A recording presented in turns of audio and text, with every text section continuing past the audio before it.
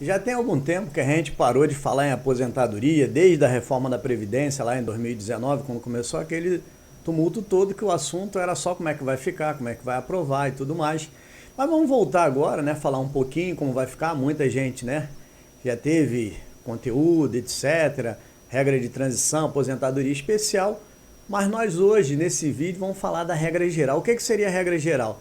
Regra geral seria aqueles casos em que a pessoa não se enquadra na transição, né, que nós temos também vídeo no canal falando sobre isso, as hipóteses das regras de transição, aquelas pessoas que estão próximas de se aposentar, também não se encaixa naquela questão das aposentadorias especiais, aquelas aposentadorias de servidor público, de professor, né, quem trabalha no magistério, segurança pública, nada disso. De repente, quem sabe, né, se o assunto tiver bastante procura, interesse, a gente faz sobre isso. Mas vamos nominar aqui, regra geral, é aquele povão, né, que ainda não se enquadra em nenhuma dessas situações anteriores, e a gente vai falar, basicamente, como é que funciona hoje para essas pessoas se aposentarem, né?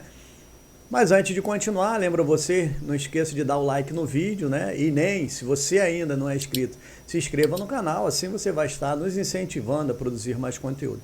Ora, em regra geral, né, a aposentadoria agora ficou marcado o seguinte: homens, 65 anos, mulheres, 62 anos.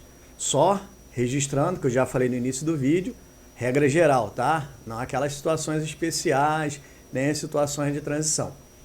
Nesse caso, essas pessoas que ainda não completaram essa situação, elas têm que ter, no caso de homem, 65, no caso de mulher, 62 anos. E aí, aquela situação de tempo de contribuição, a gente vai ver mais na frente como é que isso vai se comportar.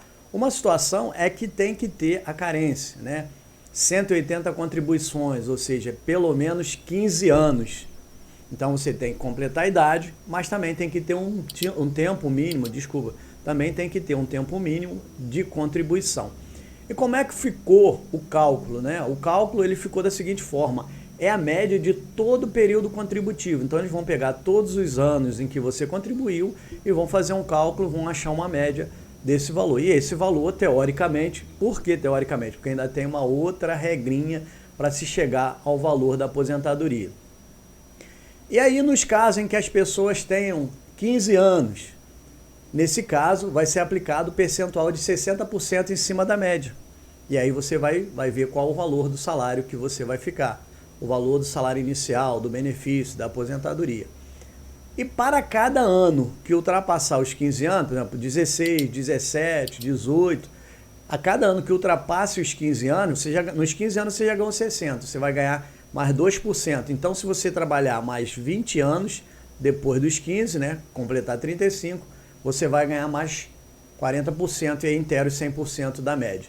Uma outra coisa também muito importante a registrar é que não se pode, né, no caso do cálculo e do percentual do tempo de contribuição, ele gerar um valor inferior a um salário mínimo, você vai ter que receber um salário mínimo, porque no país não se pode pagar valor ou benefício inferior a um salário mínimo. Então, nesse caso, você vai fazer a sua contraprestação, vai fazer seu cálculo e tudo mais, mas se ficar inferior a um salário mínimo, a Previdência já vai te dar um salário mínimo. Então, né, essas são as regras básicas e tudo mais. Já dá para a pessoa ter um pouco de noção, né, daquelas pessoas que não estão nas situações especiais e nem perto também de se aposentar. E aí, se você gostou, você comenta, se você tem alguma dúvida com relação a outras situações, se o assunto for bem no canal, nós vamos voltar aqui, fazer uma série, né, especificamente falando sobre aposentadoria e aí sobre os diversos tipos e as situações em que as pessoas têm para se aposentar, né, cada carreira, ou cada profissional, cada segmento, e assim sucessivamente. Um grande abraço e até o próximo vídeo.